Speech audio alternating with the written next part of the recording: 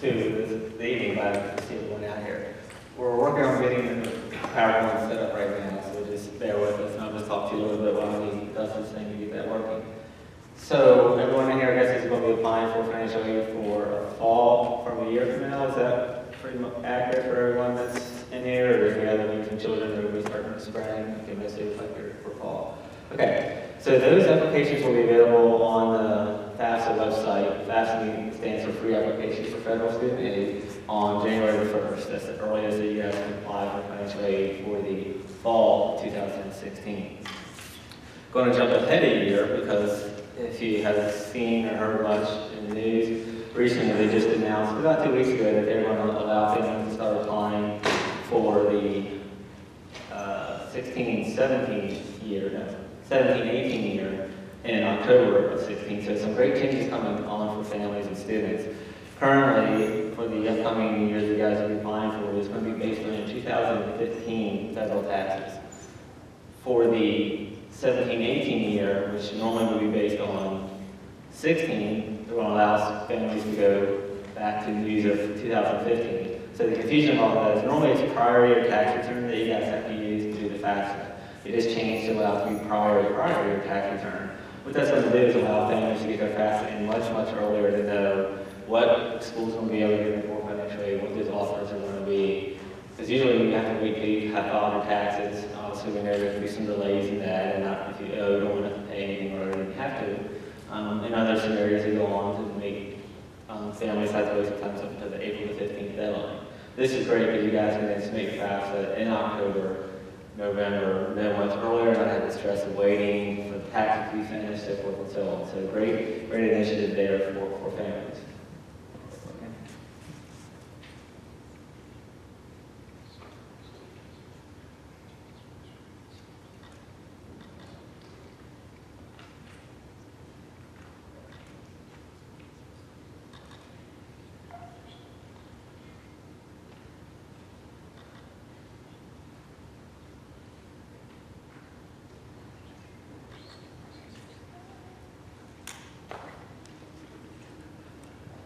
This gentleman gets the PowerPoint.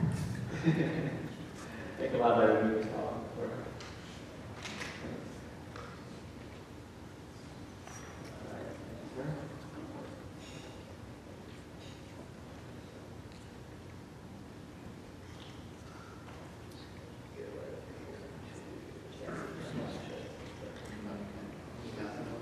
Thank you very much.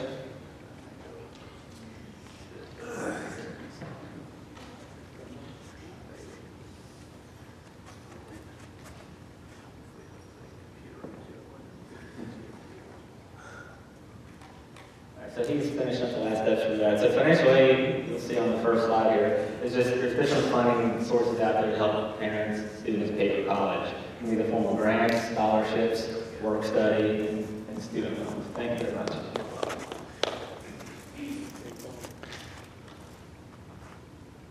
So educational expenses can be tuition and fees, room and board, it can be travel expenses, miscellaneous expenses. Some schools require a certain type of a laptop, so you may have that as an expense.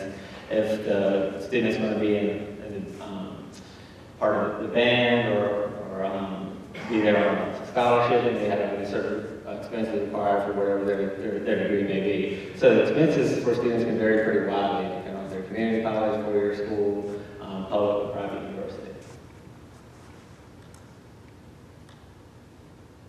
So that's kind of where I had started. I was just skipping to that while we were waiting for it to get started. So this PowerPoint is kind of geared towards families, students applying either for the spring or getting ready to do for the next fall. So you kind of see some information going back and forth there.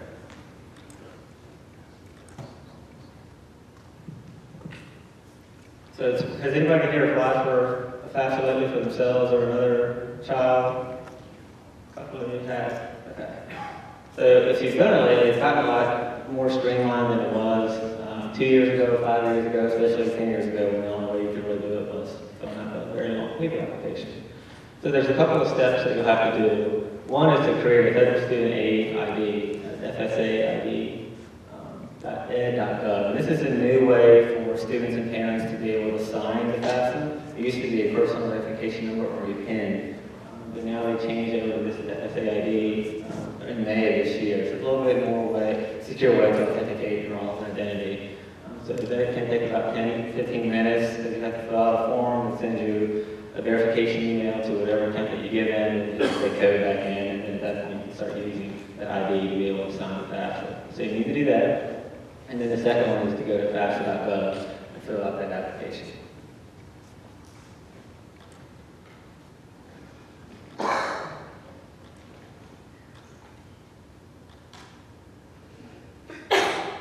And I see you guys are writing them down, so I apologize for not having the handouts tonight. But if you want to send me an email, I'll be glad to send you that any information that you need. And my name is Aaron Whitaker. The email is going to be A Whitaker, AWHITACRE @lfcc.edu. Glad to get you any information that you need. So when you're doing the FAFSA, the first point you see on there is Social Security card and driver license. Both whoever's submitting the FAFSA, whether it's a student and or parent, is going to need that information. But the Social Security number is very important for the child because the number has to match with whatever is in the school's database. So if it's all by one number, the school is not going to be able to load that into their student information system. So make sure that you know that number, because the end result is going to be if it's wrong, the student's going to have to go back in with the parent and resubmit that FAFSA. And obviously you don't want to have to do that because you have to fill out a whole new one. It's not a number that you can update. So just be aware of that and what that driver's license number is. And again, the W-2s, that's going to be in there with your tax return information.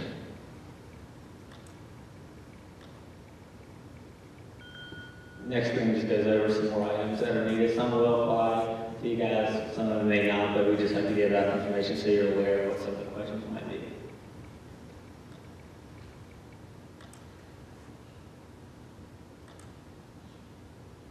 So a very nice feature that came out a couple of years ago is the IRS data retrieval tool.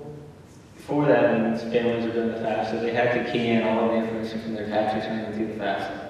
So knowing that there's 3 tax returns, there's a lot of lines, it can be confusing the way some of the questions are asked. That was where we would see a lot of errors on the FAFSA.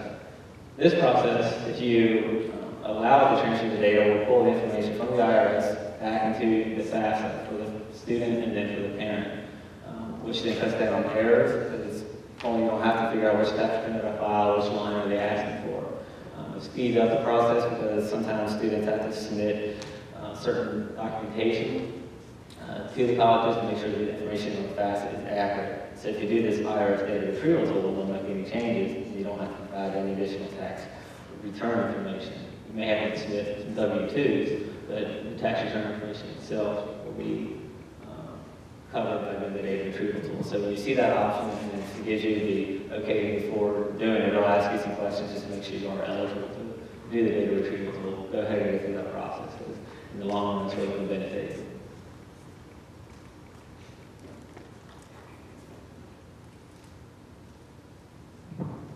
And again, this presentation is geared, it's pretty general for financial aid for wherever the student may be going, but some of the screens might be more based on the community college. So we always have to tell folks that one of the questions we always get is, what does it mean to be a part-time student, or do I have to be a full-time student? How does that impact my financial aid? So this screen just goes over what the credit levels are for being either a full-time student, 3/4, half, or less than half-time. With the Pell Grant, it's going to vary based on the number of credits that the student takes. So the more credits they are, the higher the Pell Grant is going to be.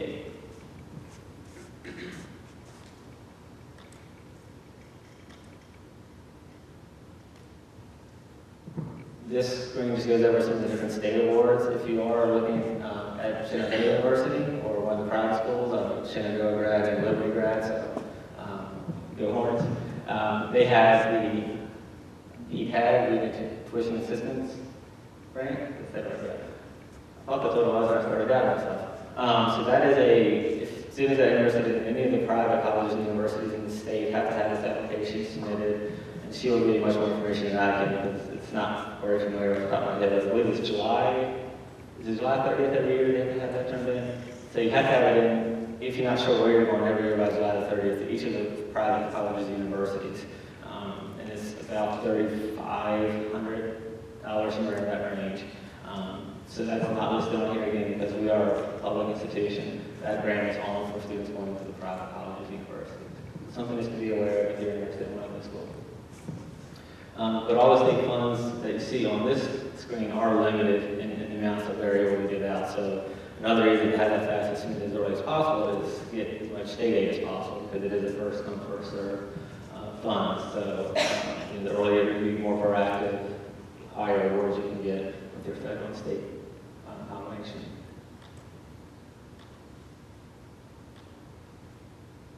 If you're interested in Lower Fairfax, which I certainly hope that you are, and either you're a veteran, or the child has something with veteran benefits, there's just the contact information for our college. But anywhere you guys are thinking of going and you have those benefits, make sure that you're asking the right questions. Even if you're not sure if you have benefits, there are programs that they may know of that you're not aware of. So always just reach out and ask them just to make sure you're getting all the benefits that you possibly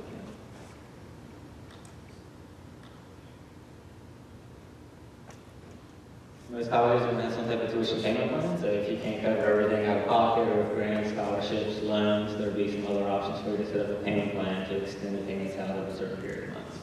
And you just have to, most of the time, readily available on your website.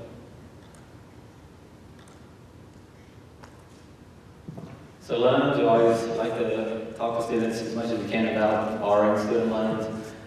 Some community colleges may not always have to get a loan to be able to get through. Some of the more expensive four-year schools, sometimes loans are more of a need than it is at the community college. But loans are investment in the future. So while we hear loans, we hear about all the loan debt out there. It's enabling students to be able to go to college, graduate, get that degree, and have a better future than they would without the loans. So we always encourage students to borrow wisely, even though it's money there for them, to be able to borrow the maximum that's out there. You always want to start with borrowing as much as you can on the federal loan side, and then if they need to fill in with any type of private loans, that's something that the college can talk to them about. But the best bet for their money is always going to be the federal student loan program. And there's also the parent loans out there that parents can borrow for their students called a Parent Plus loan.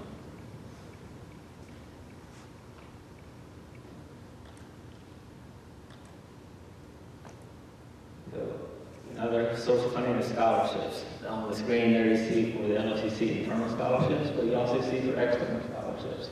So the external scholarships page is going to have a lot of the national scholarship databases, as well as ones that are just that we get emails from either from local or from national that are made available to students, not necessarily just LOCC students, but students that are going to any college or university. So just peruse that site. It does get updated whenever we hear from a scholarship vendor about opportunities out there. So it's a good site just to go and check. Again, it's not just for LCC students, it's for students going anywhere. There are some starting to come out for next year, so you can start looking at those sites, start looking at some of the national scholarships.com. Good to look at that now. They have a pretty long questionnaire, but it's to filter out which ones you may be and which ones you may not be eligible for.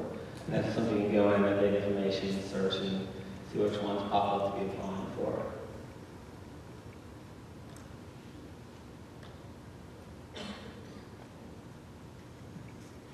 One of the things we always remind students and encourage them to come ask questions about is, if I'm struggling in my courses, what's the ramifications on my financial aid? So that whole thing is called satisfactory academic progress. So wherever the student goes, there's going to be a GPA requirement that they have to keep up. There's going to be a completion rate requirement that they have to keep up.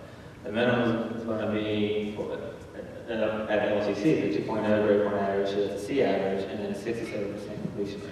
So that's kind of the minimums that the Department of Ed has out there for students to be meeting during their career at college in order to maintain their financial aid each semester.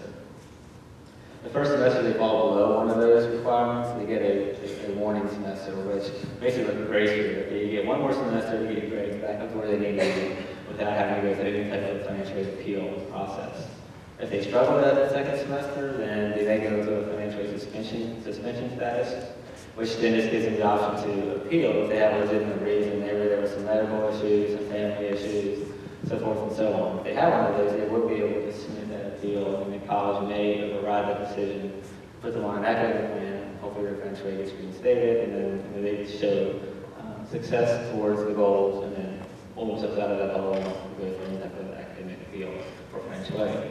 So it is something that students say, well, I wasn't told or wasn't aware, but there are some ties to getting federal funds. There are some qualifications that you have to meet in order to be able to keep getting the financial aid during the semester that you're there. And this just shows kind of an example of the breakdown of the credits versus the GPA mostly.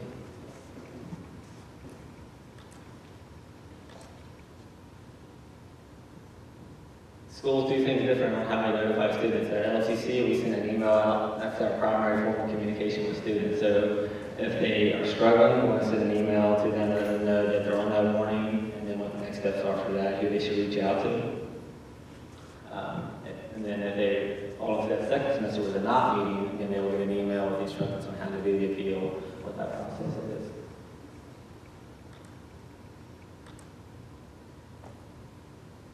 So after the tuition fees are deducted from the student's financial aid, they'll have money available at the bookstore. Again, it's going to be a different process for each of the colleges and universities, but just be aware of that most of them will have either like a card they can take to the bookstore or just swipe either purchases. Some will just have to show an ID, their student ID number, and then they'll have like an account set up and those internet on the computer, and then it'll feed into the student information system. The dates vary from when those accounts open and close. Again, it's one of those things like a lot of things in different colleges and universities, and with these things, the dates, the timelines differ, but at the end of the day, a lot of the policies and procedures are going to be very similar because they are being dictated by the Department of Education.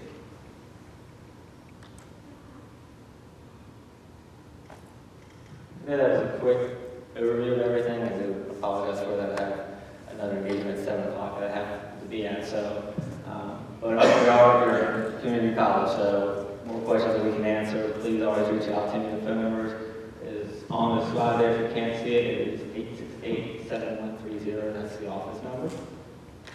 We will be having a Super Saturday event in February at Fort Fairfax. It's probably going to be the first Saturday, which normally is, which is kind of where we have an open house. We invite all the different schools. They can let their students know. It's usually from about 9:30 to 1 or so, where we just have all our computer labs open. Families can come in, submit the FAFSA. At that point, we'll know for sure what's the changes that are going to be for the 2016-17 age year. So we'll have about a 45 to 50-minute presentation that day on financial aid. It'll be a lot more in depth than this one, because right now we haven't gotten a lot of the final information that we're still waiting for the final FAFSA, if there is going to be any changes to tell you guys about. So we'll send the information out to the high school, so hopefully that communication can come back into some type of a newsletter to the families, let them know what that day is. You don't have to RSVP for it, but we hope you would just show up. In the first hour would be the presentation, and then we would have the computer labs open.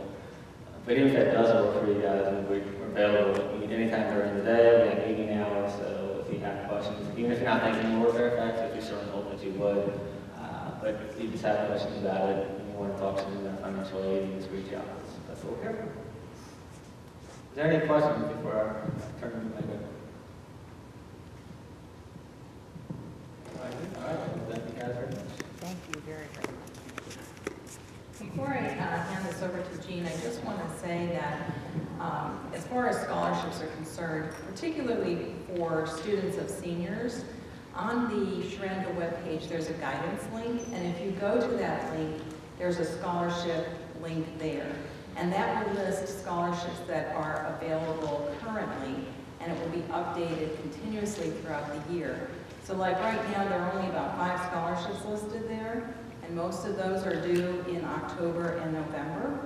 But as the year progresses, there will be more and more scholarships added. So we tell students check that page about every 2 weeks or so to see anything new that's been added. Also, all of your students have access to a program called Career Cruising, and they have their username and password. If they forgot it, they just need to see their guidance counselor. But basically, the username is their login at school, and their password is their student ID number. So it's going to be 7,000 plus their 5-digit lunch number, a lot of times what they call it. But on the Career Cruising website, there is a financial aid link, and there's what's called a financial aid selector. And if they go onto that selector, it will ask them a lot of questions about themselves, what activities they're involved in, what is their interest in college when they go, and so on. And that will actually do a nationwide scholarship search, and after they're finished answering the questions, it will come back and say, here is a list of 120 scholarships that you might be willing or might be eligible for. So that's another way for them to do scholarship search. So I just wanted to let you all know, particularly senior parents, that is those are two good places to kind of keep your eye out for scholarships. Yes, sir. Can you apply for scholarships and such before you even know where you're going to school or anything like that? Yes. Schools themselves, and I know you can speak to this, but schools themselves offer scholarships, but there are a lot of scholarships that are out there that are offered by organizations and things like that, which is what you're going to see posted on the website and in the selector. Thank you. Any other questions about specifically Sherando things? Okay, and I'm going to turn it over to Jean. Thank you. All right, hi everybody. Whew, that is a little loud. My name is Jean Swartz, and I'm Director of Admissions at Shenandoah. It's always my pleasure to be here at Sherando, and I will tell you, I am absolutely in your shoes. My oldest daughter just headed off to college this fall, so I just went through this whole process, and my younger daughter is a junior, so we are going through the process again. So I absolutely understand, your questions sometimes, your nervousness or anticipation. I have gotten many an eye roll sitting in front of a computer trying to help my daughters with this search process, so I get it. I've been at Shenandoah for 12 years, but I'm actually originally from the Midwest. Did my undergraduate work at Purdue, and then my graduate work at Indiana University. So I hope that tonight we're actually going to talk about college admissions in general. I will definitely use examples from Shenandoah because I can absolutely speak to that. I certainly can't speak for other universities, but should be able to give you some good information in general. I know that I've got some, do I have junior families in here tonight? High school juniors? Okay, so I've got some juniors too. Okay, so those of you in the junior year, this is a fabulous time for your students to start looking. I hope that they're not feeling pressure right now. I know that we tell seniors not to feel pressure, but they're going to feel it no matter what. I hope that your juniors are not feeling pressure. But it's a great time for you to get out. There's a college fair next week at the mall, in Apple Blossom Mall from 6 to 8. You can walk around and just see lots of colleges, just pick up information. If you don't have questions, it's okay. Just pick up some information and start kind of learning some of the logo, doing, hearing what colleges are calling things, starting to understand what majors or programs colleges might be offering.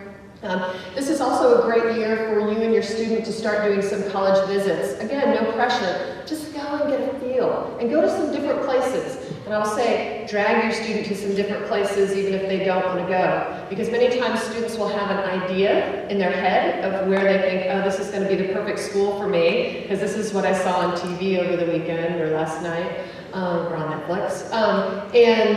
Once they get on the campus, sometimes they find out, ooh, this isn't kind of what I feel, have that gut check.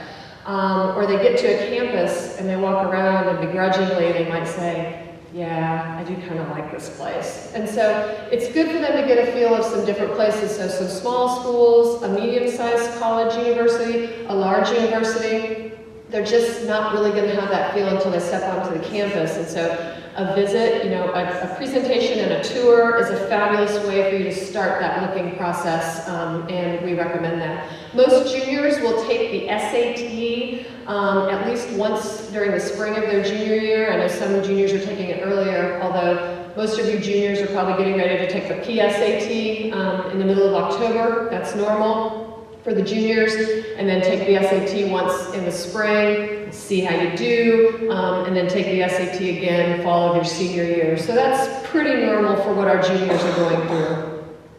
When you visit the college campus, here are a few things that you can think about putting into your visit, or purposefully making sure to kind of make a list of while you're there.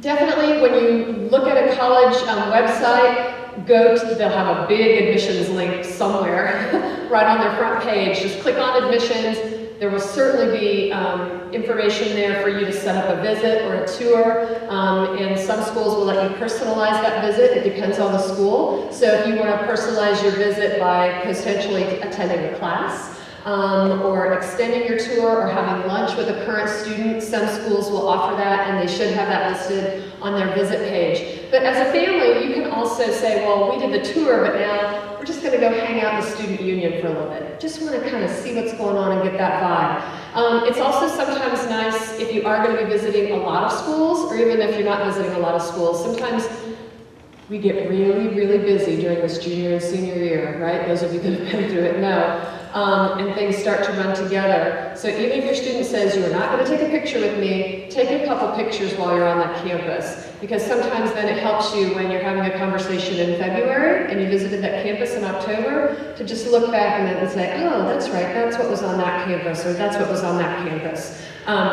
So take a picture or a couple of pictures, even if you have to sneak them in around your student. If you are a student that is interested in playing sports at the next level, many times the admissions office will not contact that coach for you.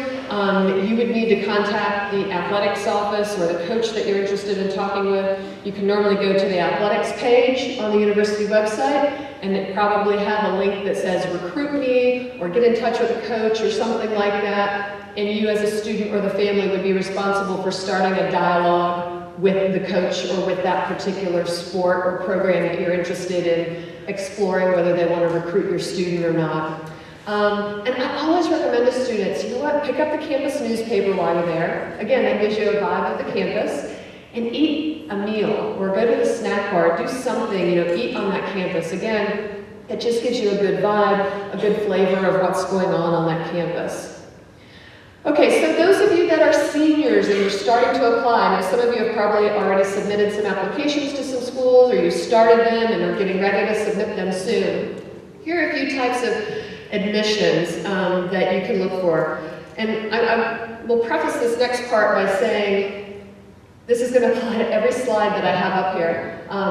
Every single college is going to be a little bit different, okay? And so sometimes it gets overwhelming and you're like, oh my gosh, this school said this, and this school said that, and this school's deadline was this, and this school's deadline was that. And so just take a deep breath and just know that each school's going to be a little bit different. And as you are looking at schools and exploring, you will need to keep track of those things.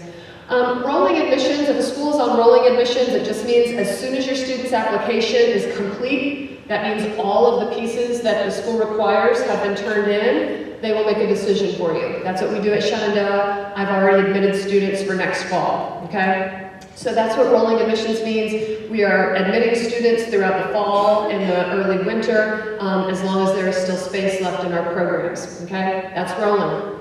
Application deadline. Most of the schools that you'll be looking at have an application deadline.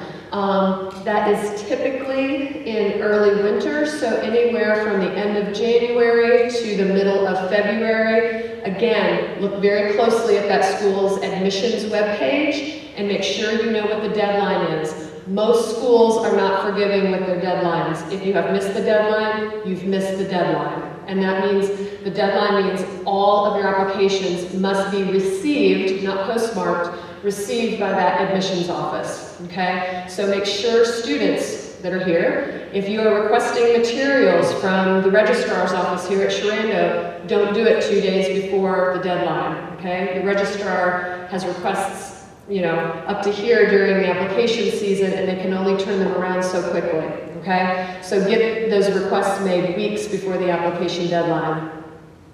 There's two types, there's three. There's what's called regular decision, early decision, and early action. So regular decision just means you apply by the deadline, and then they're going to let you know when they release decisions. Many schools release decisions around mid-March, okay? Some schools release them as late as April 1st, okay? Again, that will be on the admissions website. They will tell you when they're going to start releasing admission decisions. Now, early action means that a student can apply. Normally there's an early deadline, which might be December 15th. I've seen them as early as November 30th. A student can apply early, And if they are admitted, then yay, they know early. But it is not a binding agreement. So that means your student can apply early action at a college and still have other applications at other schools as well. And they still have until May 1st to make their decision and pay their deposit, okay? Early action is fine if a student is really interested in a college and they feel like their application materials are really strong. Early action is a fine way to go.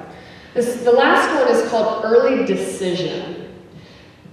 You will know very quickly, I'm not a fan of early decision for most students.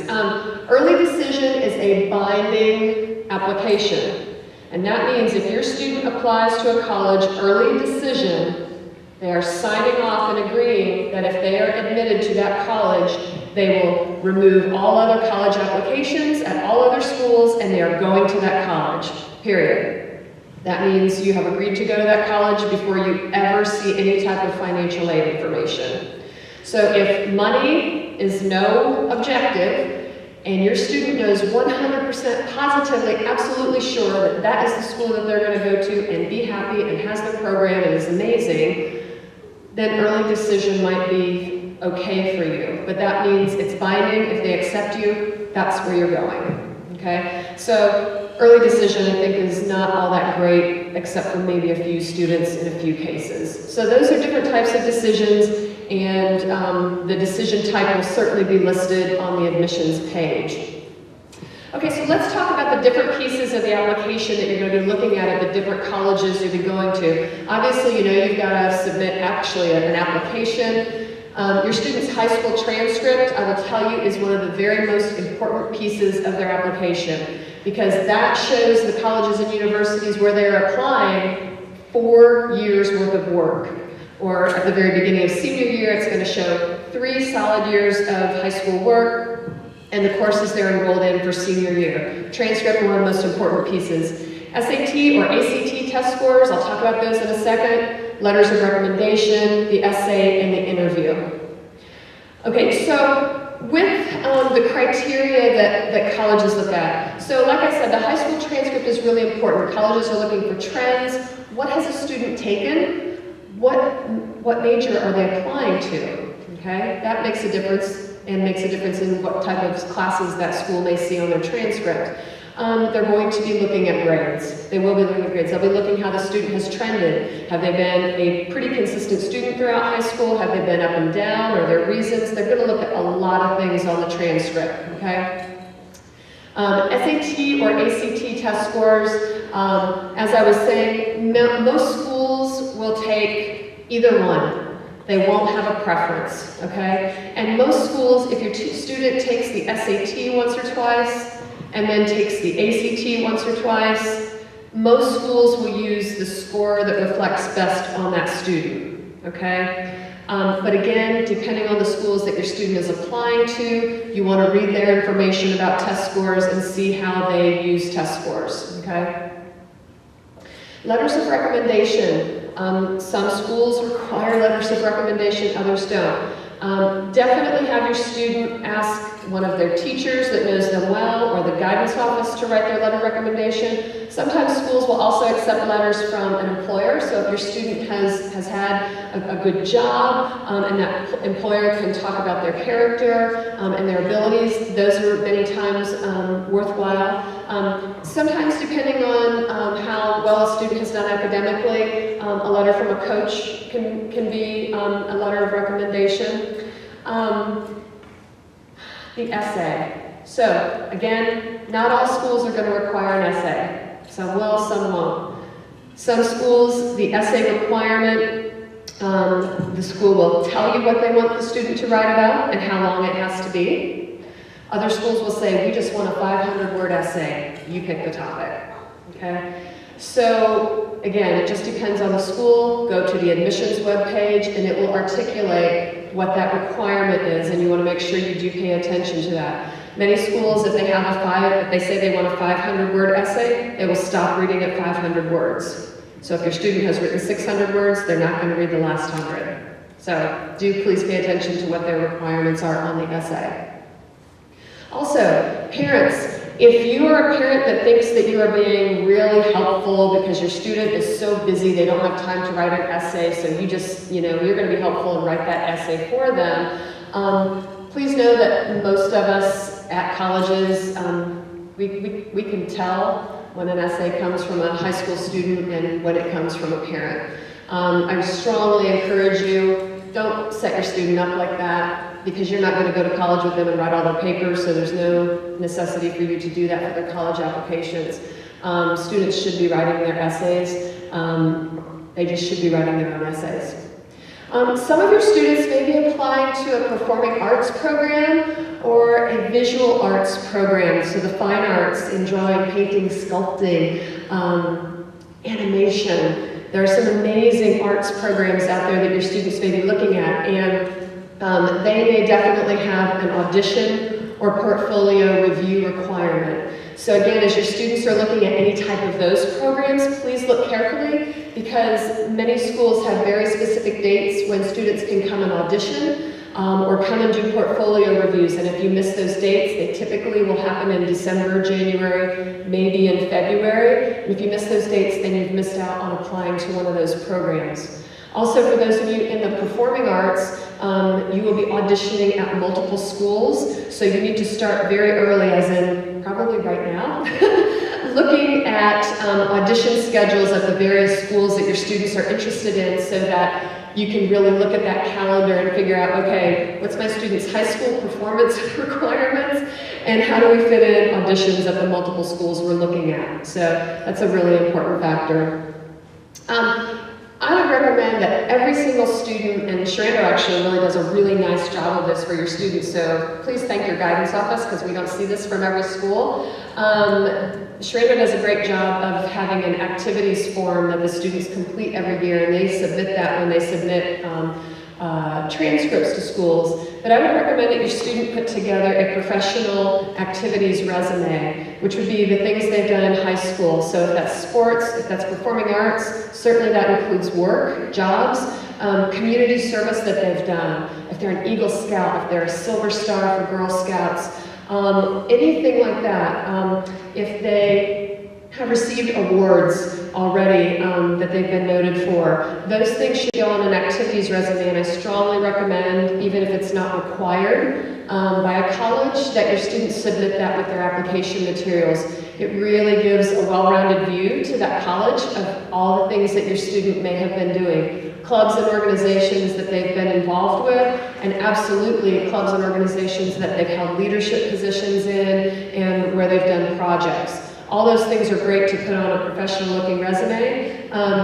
Your students know how to Google lots of things, right?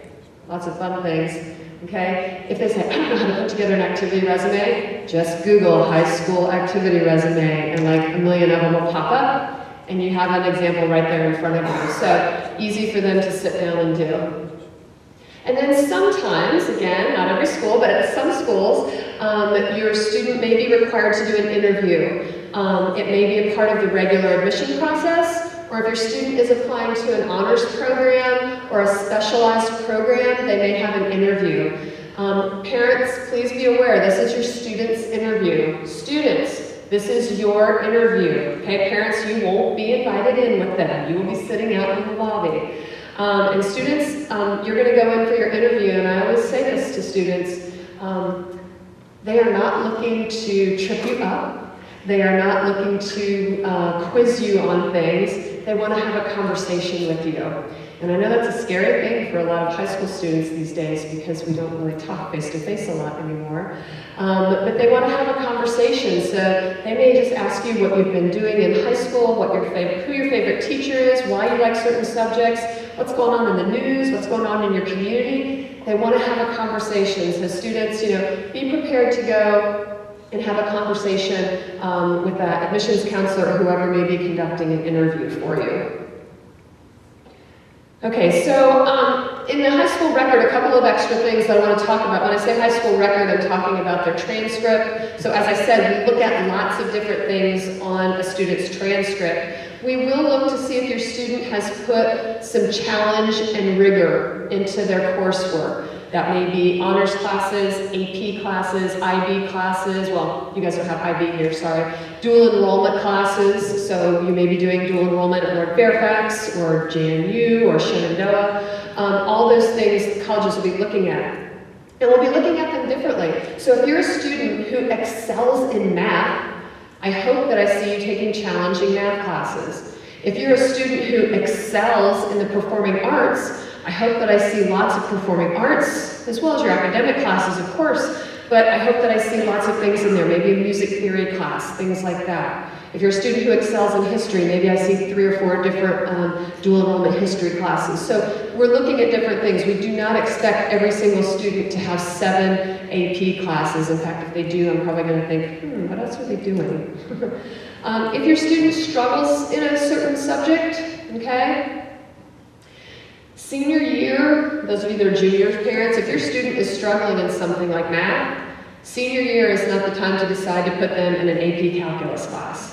Okay? It doesn't make sense and it doesn't look good because your student's not going to do well in the class. If your student is going to add some challenge and rigor in their course selection, do it in a class where they can master that, where they can understand the material and we can see that they're ready to move on to the next step.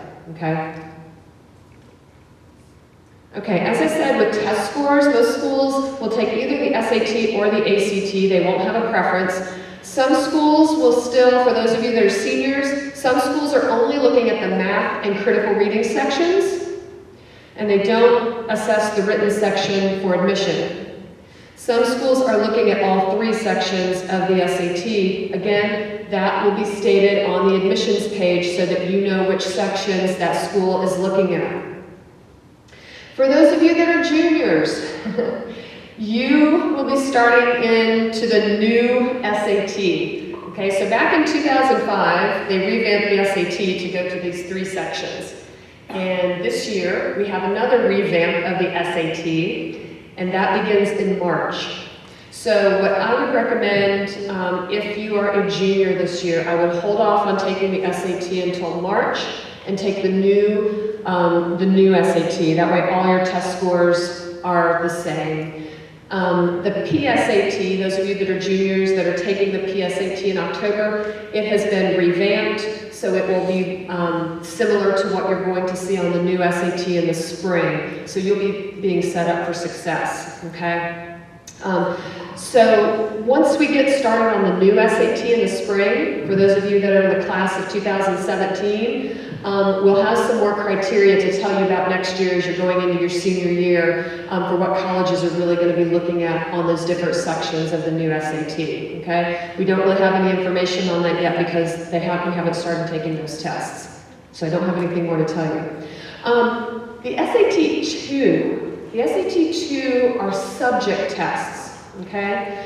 So you may have a student, so for example, if you are applying to be a linguistics major somewhere, that school may require you to take the SAT-2 subject test in a certain language. So if you took Spanish for 5 or 6 years, you may take the SAT-2 subject test. There are all sorts of different types of subject tests. If you're applying to an engineering program, they may have you take the math subject test, SAT-2. Again, that's separate from the SAT, and again, that will be listed on the college's admission page as to what programs might require subject tests for admission, okay? And if you have questions about that, you should absolutely, call the guidance office, talk with them about it, and, make sure that you know before you sign up for an SAT subject test. On the ACT, most schools are looking at the composite score only, but the ACT has 5 different sections and then a composite score, okay? A lot of times people say to me, which is better, the SAT or the ACT, which one's easier, okay?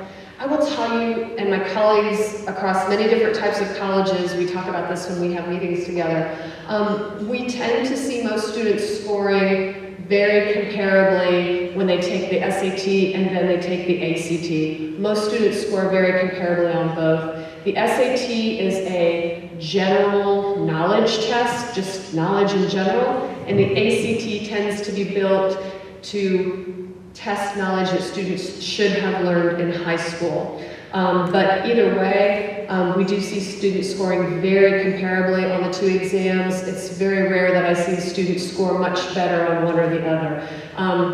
So it's up to the student which exam they want to take, up to the family as well. I was mentioning with the essay, again, even if a school doesn't require an essay or personal statement, if the student has written one for another school and they're like, man, this essay rocks, I spent a lot of time on this and this is really good, they can feel free to submit that to a college and say, hey, I want you to see some of the work that I've done, some of the writing that I've done. I know it's not required. Most of us are happy to take a look at an essay, and we're happy to read that and consider that, even when it's not a required piece of the application. But I would say that there are lots of prompts out there for the essay. For those of you that have already set up a College Board account, the College Board is packed full of all sorts of prompts and good information and things to think about. So if you're kind of struggling and like, gosh, how do you write a good essay and what do they look for? Go to the College Board webpage and there's tons of information just about essay writing and helpful hints and things like that. So I would recommend that you do that if you're struggling. Or even if you're not, it's good information. I talked about recommendations. Again, have your recommender talk about you. And students, I recommend that you ask your teachers for a recommendation. That's not necessarily your parents' job, is to go in and ask your recommenders, and please give them plenty of time. Okay, those of us that write letters of recommendation, we like to have some time to write them and write them well. If you ask us the day before they're due, it's not going to be quite as good of a letter of recommendation probably, so give your recommenders plenty of time to write those letters for you.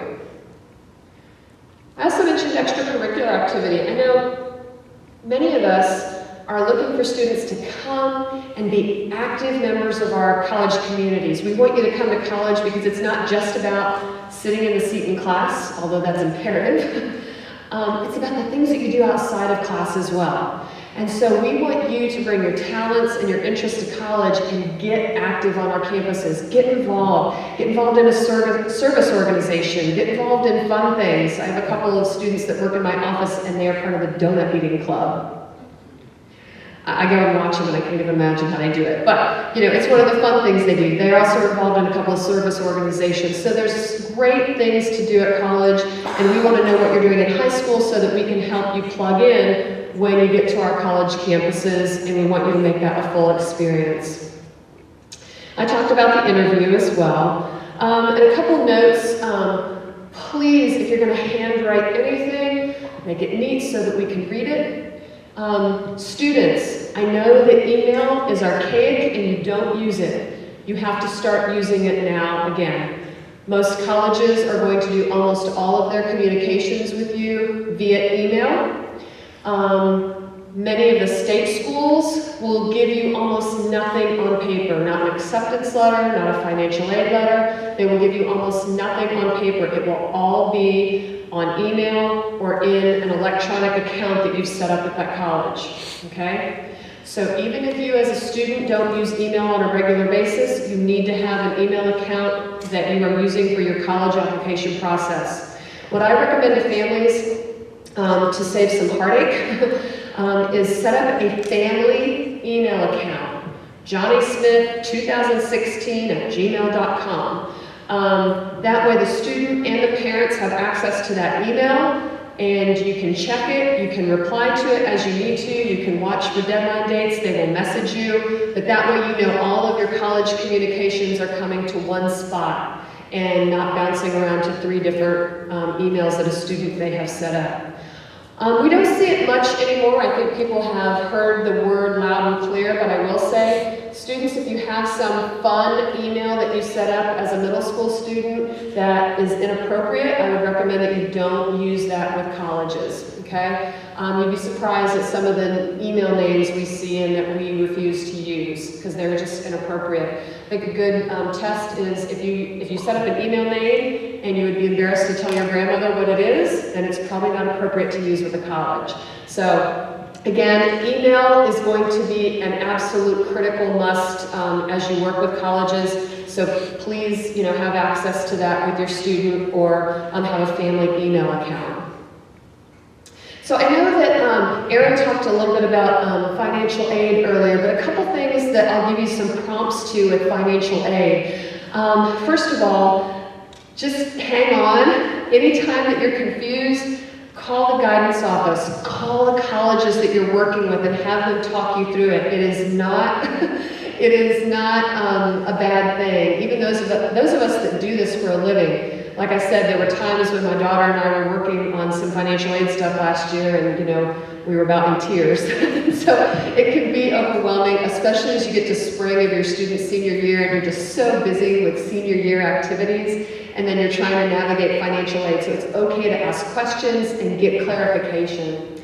So later this fall and early in January, Sherando will be hosting some financial aid nights for you. The local community does the same thing. If you watch the newspaper, Shenandoah and Lord Fairfax host financial aid nights that are just general. They're not about our schools, they're about helping you understand how you can apply for financial aid and what are the types of financial aid. Because at every school, there's a lot of different types. So for example, at Shenandoah, when we do a full financial aid package for a student, most of the time there are 5 or 6 pieces in that financial aid package that we give to a student. And they're made up of lots of different things. And so there are a lot of options for you as a family and a lot of ways for you to fund your student's education. But those financial aid nights are great to come and take lots of notes. On the colleges that you're looking at, they will also have a financial aid page on their website. I encourage you to go and look at those and read through those and see what types of financial aid are being offered by those schools. And I will also encourage you, some of you may be thinking, oh, I could never send my student to a private college, they're just too expensive. I will encourage you to rethink that, because most of us at private colleges also have a lot more financial aid that we're able to award to students. And so when you get down to state schools that really don't have financial aid to offer, you look at their initial price tag and you think, wow, that looks great. Right, if that's their price tag, you're really not going to get any more financial aid from that school. You look at a private college and we're probably going to offer you significant financial aid packages that many times make the cost between a private and a public school very, very comparable. So I encourage you not to write the private schools off of your list from the beginning. Take them into consideration and then see what your financial aid package offer is going to be. So, as Erin was saying, the first thing that you're going to do as a family, you're going to get a financial aid PIN number, one for a parent and one for a student, okay? That PIN number is good for 10 years. That's the first thing you do. And then after January 1, you can go in and submit the FAFSA. As Erin said, the FAFSA is the free application for federal student aid. If you want to receive any federal financial aid in this country at any college, you have to submit the FAFSA, okay? If you don't care about federal financial aid, then don't submit the FAFSA. But if you would like to be considered for it, you'll need to complete the FAFSA, and it does require some information from your taxes. It's like kind of doing a tax form, okay? You can walk through it, it's okay, you can get through it, but you need to give yourself a couple hours to do so. So those of you that are seniors, again, in January, you can go ahead and submit that FAFSA. You can do what's called an estimated FAFSA, because you probably don't have your taxes done yet, right, on January 1. You can do an estimated FAFSA when you get your taxes done in February or early March. You can do a revised FAFSA. And then in February is when many schools, many colleges will begin sending out financial aid packages, okay? So let me back up for a second. In some of the schools where you're finding out early, whether it's rolling admissions or early admissions, many times in your student's acceptance letter, you will find out if your student is receiving an academic scholarship, they will tell you that in the acceptance letter. because normally an academic scholarship is just based on a student's grades and test scores, okay? Don't let that scare you, because sometimes people will see that academic scholarship and think, oh my goodness, that's our financial aid package. And that's not true. That's one piece of the financial aid package. Most colleges will start sending out, if you've been admitted to the school and you've already submitted your FAFSA, they will begin sending their full financial aid packages at the end of February, early March, or mid-March. And normally that full financial aid package will include a number of things. The academic scholarship, if you're eligible for need-based scholarships, which is based on the FAFSA. If your student is being offered a work-study position, that's a job on campus that's federally funded, that should be in there. If your student is eligible for loans, okay, or any other types of grants and scholarships, those will be all listed on the full financial aid package, but you can really expect not to get that full financial aid package at least until probably early March, okay? So, this is information about for Shenandoah. We are always sending out, we do strive to get our full financial aid packages out beginning in mid-February, sometimes at the beginning of March. But that's the season you can expect. So, if we back up for a second, typically, senior year, I would recommend that your student is working on their applications during the fall months. If you can get those applications done during the fall, or even over the Christmas holiday by New Year's, you're done, yahoo, feels really good, all right? Then you're gonna start into the financial aid process in January, which is submitting the FAFSA and watching those colleges' financial aid packages, or pages, my apology, those financial aid packages at each of the colleges your student is looking at to find out when their deadlines are for any other outside scholarships that you may be able to apply for there, okay? And again, every school is going to be a little bit different, so you do have to do that. One of the things that we did that I'll recommend to you, we set up a spreadsheet and we put each of the colleges that my daughter was looking at, and we put deadlines on there. We put each piece that the school required, you know, the required pieces at each school. And then we put on any other deadlines that were happening or any other scholarships that she was applying for. And we kind of used that sheet all the time to keep track of everything. Your seniors are busy. You know that better than anybody. They are busy with everything they do here at Sherando, things they're doing in the community. And it's hard for us to even have 5 minutes to talk to one another sometimes. And so having sheets like that to keep yourself kind of organized, or having individual folders for each school that you're really looking to apply to was really helpful. So those are the things that I wanted to share with you tonight. I know, sorry, Mr. Jordan, I ran a couple minutes over.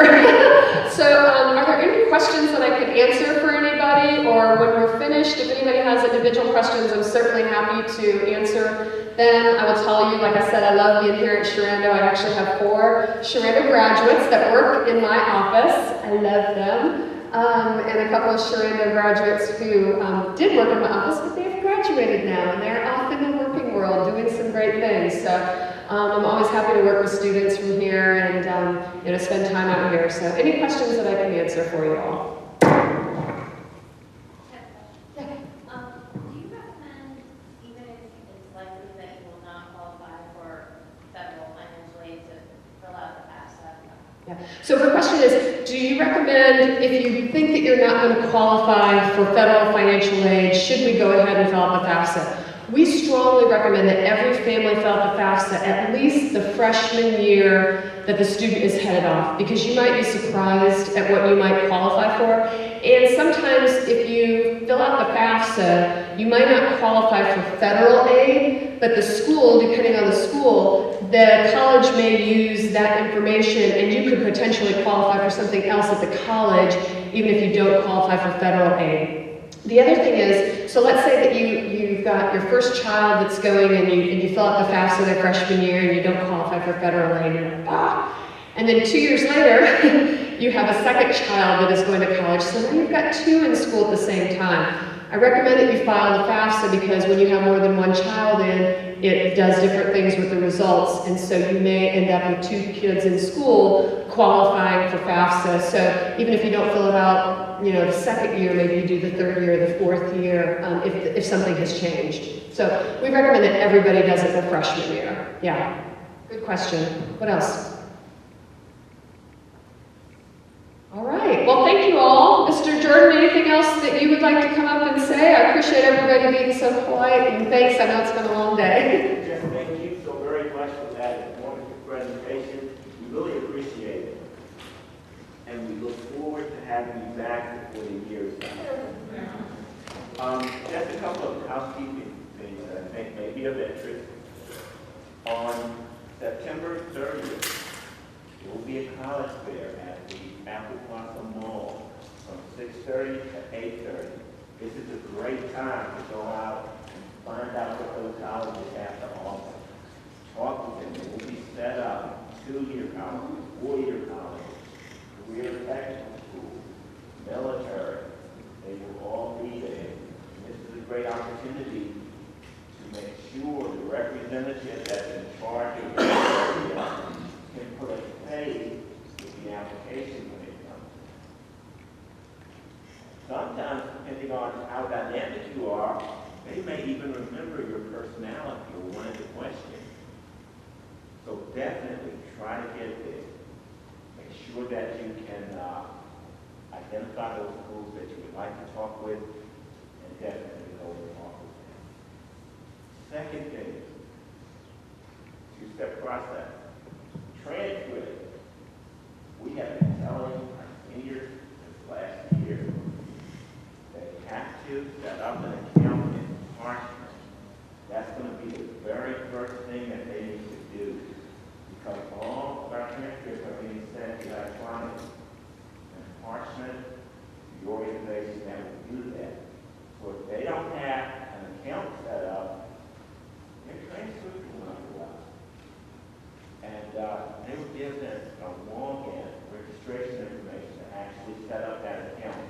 If they've lost it, send it in so that they can talk with the counselor or a registrar so that they can get that information. You don't want to wait until a week before you apply, and you don't have to go through those additional steps to get your transcripts in all in a timely fashion. The second piece of having a transcript, if your senior is under 18, they have to bring home a release of information. That gives the school permission to request Parchment to send that transcript on. Without that permission from you, we are obligated not to send it. Once we get your permission in writing, then that process runs so very smoothly. As we're going through record check, we're kind of admonishing our seniors to start that process. But I need your help. When you get home with your senior, also admonish them to start that process so that we can make it as smooth and as stress-free as possible for everyone. The third thing, as you're going out, we have some QR codes that will be hanging on the door. If you have a scanner on your phone, scan the code. It's going to take you directly to the new guidance website. Just develop, still adding content. But this will be a great way to be on top of things that's happening at Sherando, especially scholarships. You can also follow us on Twitter. It will be helpful for a lot of parents. So be sure. Scan tonight, take a look. Let us know what you think. If we can be of any further assistance, please let us know. Thank you guys for coming out and taking the time out. And Schwartz, thank you again for a great presentation. I learned something every time you speak. Enjoy your evening.